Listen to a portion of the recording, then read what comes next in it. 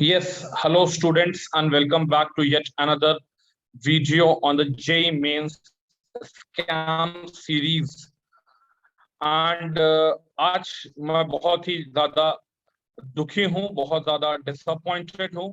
और मेरे दुखी और मेरे डिसअपॉइंटेड होने का कारण जो है वो मेरे बच्चे हैं, मेरे स्टूडेंट्स हैं और ऑल इंडिया के वो सारे स्टूडेंट्स हैं जिन्होंने बहुत ही मेहनत करके अपने जेईई मेंस का एग्जाम दिया। 97 परसेंटाइल, 96 परसेंटाइल, 98 परसेंटाइल स्कोर किया, 4 अटेम्प्ट लगाए।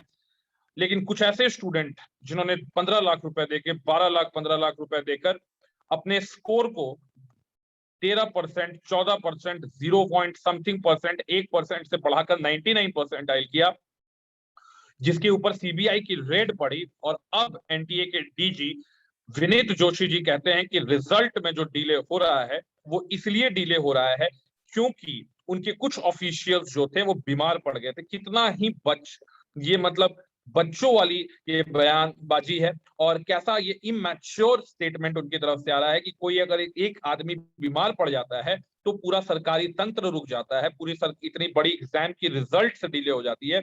यानी कि आप सीबीआई के द्वारा किए गए रेड और इन्वेस्टिगेशन को एक तरह से झूठा करार दे रहे हैं। जो सीबीआई की रेड्स कंट्री के 19-20 जगहों पर पड़ी है, आप उसको झूठा करार दे रहे हैं। और आप ये बताना चाह रहे हैं कि नहीं, आराम से 30 परसेंटाइल से 99 परसेंटाइल स्कोर किया जा सकता है। तो मेरा बस आपसे इतना ही कहना है विनीत जोशी जी कि आपके इस बयान से ऐसे बहुत सारे स्टूडेंट्स जो हैं, ऐसे बहुत सारे पेरेंट्स जो हैं, ऐसे बहुत सारे सच्चे स्टूडेंट्स जो हैं वो मोटिवेट हुए हैं, डिसअपॉइंटेड हैं। मैं भी डिसअपॉइंटेड हूं और हर वो एक मेहनती और ईमानदार आदमी आज बहुत ज्यादा दुखी है आपके इस एक स्टेटमेंट से।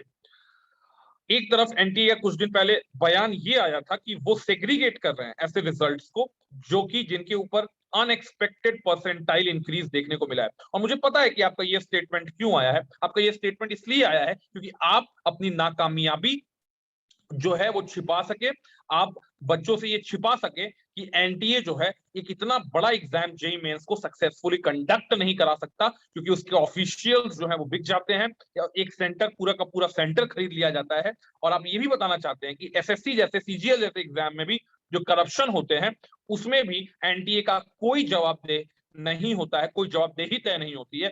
और अब अपने इसी नाकामयाबी को, नालायकी को छुपाने के लिए ऐसे स्टेटमेंट देते हैं। और मुझे पता है कि आपने ये स्टेटमेंट क्यों दिया है, ताकि आपकी ये जो डीजी की पोस्ट है वो बची हुई रहे। बच्चों से मैं ये कहना चाहूंगा कि बच्चों, हमारे पास पब्लिक डोमेन में ऐसे बहुत सारे रिजल्ट्स हैं जो कि हमने एनटीए को मेल किया हुआ है। और ऐसे रिजल्ट्स को जब जेईई मेंस का रिजल्ट आएगा हम उसको पर्सनली वेरीफाई करेंगे क्या उनको एनटीए ने डिस्क्वालीफाई किया है या डिस्क्वालीफाई नहीं किया है। ऐसे लोगों को अगर एनआईटी में मेरिट लिस्ट में शामिल किया जाता है, उनको एनआईटी में एडमिशन मिलता है, तो हर उन बच्चों के साथ एक अन्याय होगा, एक नाइंसाफी होगी जिन्होंने मेहनत करके 97, 98 परसेंटाइल लाए। 4 अटेम्प्ट में भी वो 99 नहीं पहुंच पाए। और ये ऐसे चमत्कारी लोग थे जो 30 से 50, 55, 60 से 99 पे पहुंच जाए। कुछ लोग मुझे मेरे लास्ट वीडियो में कमेंट कर रहे थे कि सर, कुछ जो स्पैमर्स थे वही कमेंट कर रहा था, मुझे पता है कि सर हार्ड वर्क करके हम 30 परसेंटाइल से 99 परसेंटाइल ला सकते हैं और बाकी लोग जो हैं वो ऐसा नहीं कर सकते हैं। क्या हमारे माथे पे कुछ लिखा हुआ है? नहीं ना लिखा हुआ है।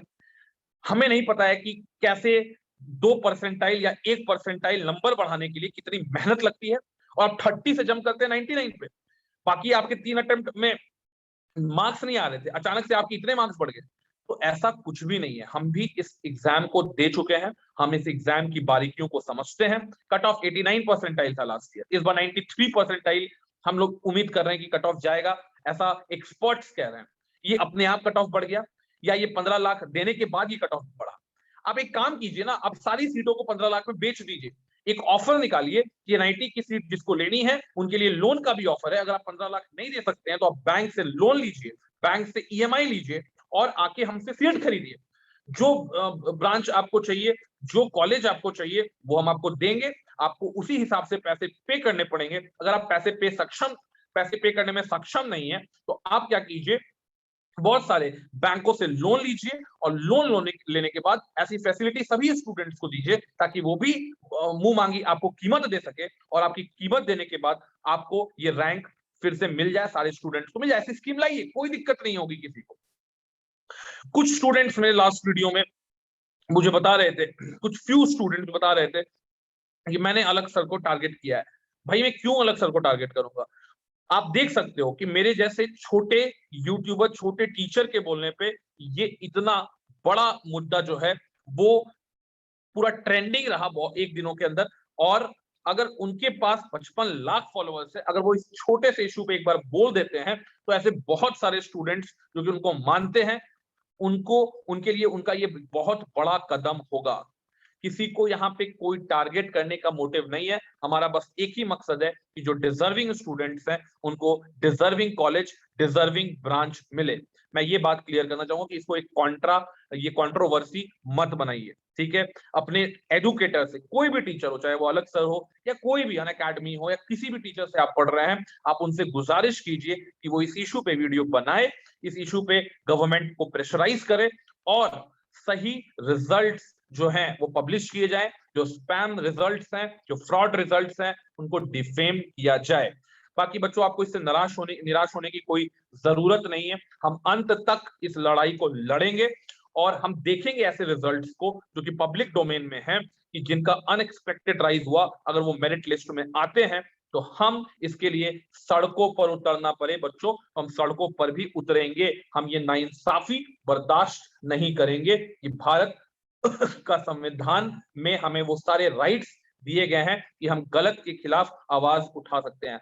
हमारी आवाज अगर दबाने की कोशिश की जाएगी तो हम और जोर से चिल्ला चिल्ला के बोलेंगे कि एनटीए के एग्जाम में गड़बड़ी हुई है, चोरों को सीट बेचा गया है, भ्रष्टाचारियों को सीट बेचा गया है, और हम इसके लिए जहां तक हो सके वहां तक लड़ने के लिए तैयार हैं।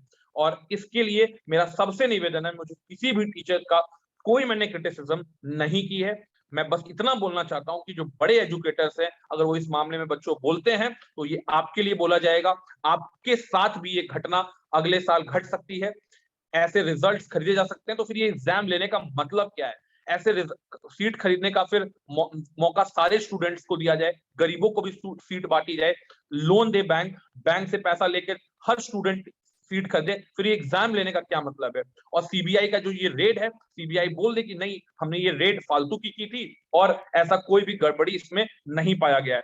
तो बहुत ही ज्यादा डिसअपॉइंटमेंट के बीच मैं आपको एक ही चीज बोलूंगा कि सच्चाई जो है वो हमेशा जीतती है, सच की हमेशा जीत हुई है और इस कंट्री में सच्चाई फिर से जीतेगी। और मैं तो आखिरी दम तक, मुझे अगर 1000 वीडियो इस पे बनाने पड़े मैं बनाऊंगा और इस अपने प्यारे ऑनेस्ट स्टूडेंट्स को इंसाफ दिलाकर रहूंगा। तब तक के लिए जय हिंद, जय भारत।